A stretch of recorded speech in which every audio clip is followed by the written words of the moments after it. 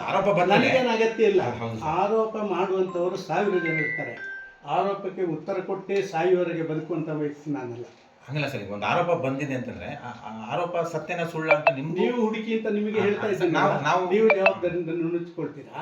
ಇಲ್ಲ ಅಲ್ಲ, ಸರ್, ನೀವು ಪ್ರಶ್ನೆ ಕೇಳಿದವರು ಹೌದು. ನಿಮಗೆ ಹುಡುಕಲಿಕ್ಕೆ ಸಾಧ್ಯತೆ ಇದೆ. ನಿಮ್ಮ ನೀವು ಹಂತದಲ್ಲಿ ಒಂದಷ್ಟು ಜವಾಬ್ದಾರಿ ಪ್ರಯತ್ನಗಳು ನಾನು ಆಗ್ಬೇಕಲ್ಲ ನಿಮ್ಮಲ್ಲಿ ಒಂದು ಸರ್. ಪ್ರಶ್ನೆ ಕೇಳ್ತೇನೆ, ಅದಕ್ಕೆ ಒಂದು ಉತ್ತರ ಹೇಳಿ. ನೀವೆಲ್ಲ ಪ್ರಶ್ನೆಗೆ ಉತ್ತರ ಮಾಡ್ತೀನಿ. ನಾನು ನಿಮ್ಮನ್ನೆಲ್ಲ ಕೆಳಗೆ ನೋಡಿದೆ, ನೀವು ಆ ಬಿಸಿಲಲ್ಲಿ ಇರಬಾರದು ಅಂತ ಹೇಳೋದಕ್ಕೆ ನಾನು ಬಂದೆ. ಇಲ್ಲದ್ರೆ ನಾನೊಬ್ಬ ಕಳ್ಳ ಆದರೆ ನಾನು ಬಾಗಿಲು ಹಾಕಿ ಸಾಯಂಕಾಲವರೆಗೆ ಇರ್ಬೋದು. ನಾಳೆಗೆ ಇವತ್ತಿನ ದಿವಸ, ನಾಳೆ ಹಳೆ ದಿವಸ ಅಲ್ವಾ? ಹಾ ಸರ್, ಗೊತ್ತಾಗೋದು ಸರ್, ಅಲ್ವಾ? ಸತ್ಯನ ಆದ ಸುಳ್ಳ ಕಾರಣ ಗೊತ್ತಾಗುತ್ತೆ. ನಿಮ್ಮ ಮೇಲೆ ಎಲ್ಲ ಗೌರವ ಇಟ್ಟು ನಾನು ಬಂದಿದ್ದೀನಿ. ಥ್ಯಾಂಕ್ಸ್. ನಿಮ್ಮ ಹಂತದಲ್ಲಿ ಒಂದಷ್ಟು ಪ್ರಯತ್ನಗಳು ಆಗ್ಬೇಕಾಗಿದೆ ಸರಿ ಅಂತ ಇಲ್ಲ, ಏನ್ ಮಾಡ್ತೀರಾ ಇಲ್ಲ. ಅಂತ ಹೈಕಮಾಂಡ್ ನಾನು ಇದರ ಬಗ್ಗೆ ಏನೂ ಮಾಡಲ್ಲ, ಏನೂ ಮಾಡೋಕ್ಕೆ ಹೋಗೋದಿಲ್ಲ, ಯಾರಲ್ಲಿ ಇದರ ಬಗ್ಗೆ ಮಾತಾಡೋದಿಲ್ಲ. ನನ್ನ ರಾಷ್ಟ್ರೀಯ ನಾಯಕರು ನನ್ನಲ್ಲಿ ಕೇಳಿದರೆ ಮಾತ್ರ ಉತ್ತರ ಕೊಡ್ತೇನೆ ಹೊರತು ರಾಜ್ಯ ಮಟ್ಟದಲ್ಲಿ ಅದಕ್ಕಿಂತ ಸ್ವಲ್ಪ ಮಟ್ಟಿಗೆ ನಾನು ಎಲ್ಲವನ್ನು ನೋಡಿ ಈ ಸ್ಥಾನಕ್ಕೆ ಬಂದವನು. ಇವಾಗ ಯಾರಾದರೂ ಮಾತಾಡಿದ್ರ ಸರ್? ಯಾರು ಇವಾಗ ನಿಮ್ಮಲ್ಲಿ ಹೇಳಕ್ಕಾಗಲ್ಲ ಸರ್, ಎಲ್ಲವನ್ನು ಸರ್ ಈಗ ನಿಮ್ಮ ಈಗ ಅಲ್ಲ, ರಾಜ್ಯಾಧ್ಯಕ್ಷರ ಜೊತೆಗೆ ಏನಾದ್ರು ಮಾತಾಡ್ತೀರಾ ಸರ್ ಈ ಬಗ್ಗೆ? ಯಾವಾಗ ಈ ಬಗ್ಗೆ, ಈ ವಿಚಾರದ ಬಗ್ಗೆ? ನೀವು ಅವರಲ್ಲಿ ಹೇಳಿ ಮಾತಾಡ್ಸಿದ್ರೆ ಮಾತಾಡ್ತೀನಿ.